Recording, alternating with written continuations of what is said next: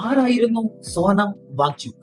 2009 പുറത്തിറങ്ങിയ ഒരു Bollywood ചലച്ചിത്രമുണ്ടായിരുന്നു, three idiots. അമീർ ഖാൻ അഭിനയിച്ച ഫുങ്സുക് വാങ്ഡു എന്ന് പറയുന്ന കഥാപാത്രം, അതായത് സോനം വാങ്ചുക്കിന്റെ ജീവിതവുമായി ബന്ധപ്പെട്ടതായിരുന്നു. ആ ചിത്രത്തിന്റെ ഇതിവൃത്തവും ഈ സോനം വാങ്ചുക്കിനെ ചുറ്റിപ്പറ്റിയുള്ളതായിരുന്നു. അതായത് ഈ രാജ്യത്ത് വിദ്യാഭ്യാസത്തിന് വേണ്ടി ഒരുപാട് സംഭാവനകൾ ചെയ്ത ഒരു മനുഷ്യൻ കൂടിയായിരുന്നു സോനം വാങ്ചുക്. ഈ സോനം വാങ്ചുക് ലഡാക്കിലെ ഒരു എഞ്ചിനീയറാണ്. അദ്ദേഹം ഒരു വിദ്യാഭ്യാസ നയം തന്നെ ലഡാക്കിൽ കൊണ്ടുവരികയും അത് ഒരുപാട് പ്രചോദനം ഉൾക്കൊണ്ട് രാജ്യം അംഗീകരിക്കുകയും ലോകം അംഗീകരിക്കുകയും അദ്ദേഹത്തിന് നിരവധി പുരസ്കാരങ്ങൾ ലഭിക്കുകയും ഉണ്ടായി. ഇന്ന് അദ്ദേഹം ജന്തർ മന്ദറിൽ നിരാഹാര സമരം 20 ദിവസമായി നടത്തി വന്നപ്പോൾ ആ സമരത്തിന് പിന്തുണയുമായിട്ട്, അതായത് നമ്മുടെ രാജ്യത്തെ CJP എന്ന് പറയുന്ന കോക്രോച്ച് ജനതാ പാർട്ടിയും പ്രതിപക്ഷ പാർട്ടികളും വിദ്യാർത്ഥി സംഘടനകളും അതേപോലെ തന്നെ യുവജന സംഘടനകളും എല്ലാം പിന്തുണയുമായി അദ്ദേഹത്തിന് എത്തി എന്നുള്ളതാണ് ഇതിന്റെ അകത്തെ ഏറ്റവും വലിയ സന്തോഷകരമായിട്ടുള്ള ഒരു കാര്യം.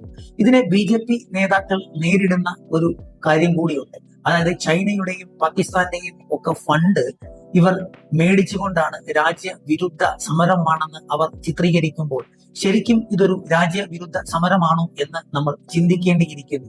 നീറ്റ് പരീക്ഷ പോലെയുള്ള രാജ്യത്തെ ഏറ്റവും പ്രധാനപ്പെട്ട ഒരു പരീക്ഷയിൽ ക്രമക്കേടുണ്ടെന്നും അതേപോലെ തന്നെ ആ ക്രമക്കേടിനെ ചൂണ്ടിക്കാണിക്കുകയും പാവപ്പെട്ട വിദ്യാർത്ഥികൾ പഠിച്ച് പരീക്ഷ എഴുതുമ്പോൾ അവർക്ക് പുല്ല് വില കൽപ്പിക്കുകയും ചെയ്തതിനെതിരെ സമരം ചെയ്ത സോനം വാങ്ചുക്കിനെ പോലെയുള്ള ആളുകൾ എതിരെ നടക്കുന്ന പ്രതിഷേധവും, അതായത് BJPയുടെ സൈഡിൽ നിന്നും സംഘപരിവാർ സംഘടനകളുടെ സൈഡിൽ നിന്നും BJPയുടെ രാജ്യം ഭരിക്കുന്ന മന്ത്രിമാരുടെ സൈഡിൽ നിന്നും ഒക്കെ വരുന്ന പരാമർശങ്ങൾ വളരെ വേദന ഉളവാക്കുന്ന കാര്യം കൂടിയാണ്. ഈ സോനം വാങ്ചുക് വിദ്യാഭ്യാസത്തിന് ഊന്നൽ നൽകിയിരുന്നു എന്നുള്ളതിന്റെ ഏറ്റവും വലിയ തെളിവാണ് സെക്മോൾ എന്ന് പറയുന്ന ലഡാക്കിലെ ഒരു വിദ്യാഭ്യാസ സമ്പ്രദായം.